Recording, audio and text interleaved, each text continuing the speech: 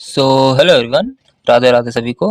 तो आज बात करेंगे OICL असिस्टेंट मेंस के बारे में, जिसमें मेरा एग्ज़ाम 28 अक्टूबर को था। एक ही सीट में एग्ज़ाम था सभी जगह पे। इसी का मैं आपको रिव्यू देने वाला हूँ, अपना सेल्फ गिवन एनालिसिस देने वाला हूँ कि मेरे कितने अटेम्प्ट रहे, कैसे क्वेश्चन का लेवल था, क्या क्या पूछा गया सभी सब्जेक्ट में, और क्वेश्चन का लेवल क्या था।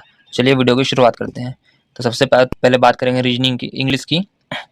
इंग्लिश की बात करें, क्वेश्चन पेपर तो इजी तो मॉडरेट ही साइड था, ज़्यादा डिफिकल्ट भी नहीं था, ज़्यादा आसान भी नहीं था, मॉडरेट कर सकते हैं आपको। SBI PO प्री लेवल का टाइप का था। पैसेज की बात करें तो इसमें 10 क्वेश्चन थे। पैसेज ओवरऑल देखा जाए तो इजी टू मॉडरेट ही था, ज़्यादा कुछ हार्ड नहीं था समझने के लिए, आप बना सकते हैं इजिली। इरर के 4 क्वेश्चन थे, सेंटेंस वाइज थे, कुछ कुछ ईजी थे, कुछ थोड़े मॉडरेट टाइप के थे। और पीजे का जो सीक्वेंस था वो आप देख सकते हैं, 5 क्वेश्चन का BFA CED यही बन रहा था। पहले मेरा गलती हो गया था, फिर बाद में मैंने फिर देखा तो BFA CED बन रहा था। आप लोग मिला लीजिएगा। इम्प्रूवमेंट में 5 क्वेश्चन थे, कुछ कुछ में नो इम्प्रूवमेंट भी था, और बाकी इजी टू मॉडरेट ही क्वेश्चन थे। वर्ड अरेंज के थे, ये पांचों क्वेश्चन बहुत इजी थे। ACB BCA वाला 2 क्वेश्चन में तो BCA ही आ रहा था शायद, मुझे जहाँ तक याद है। ये इजी थे।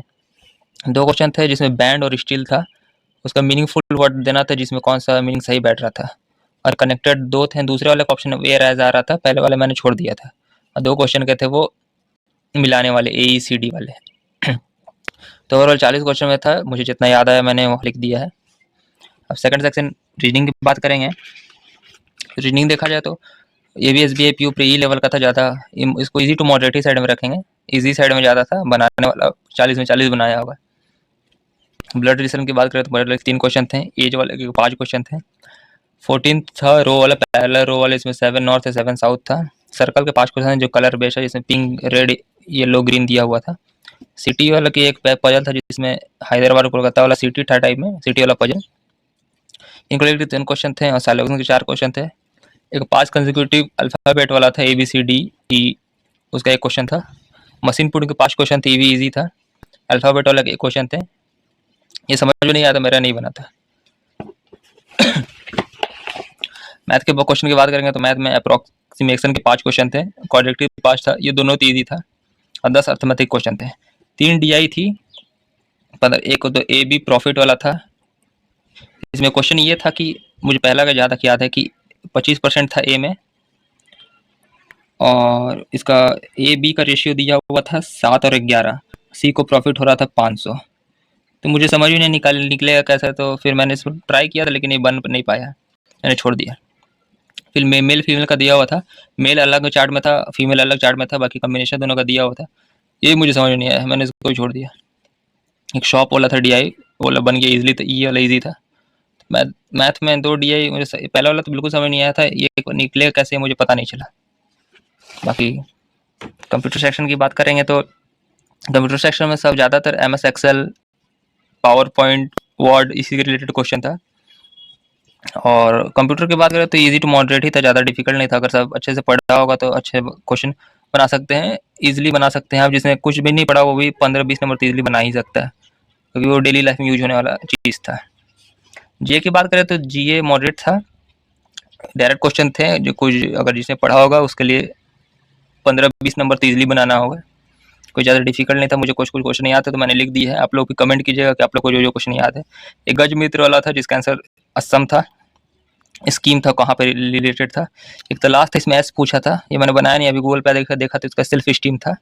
वी केयर UK से कौन सी MU साइन की है, कौन सा इंश्योरेंस, ये मुझे नहीं पता था।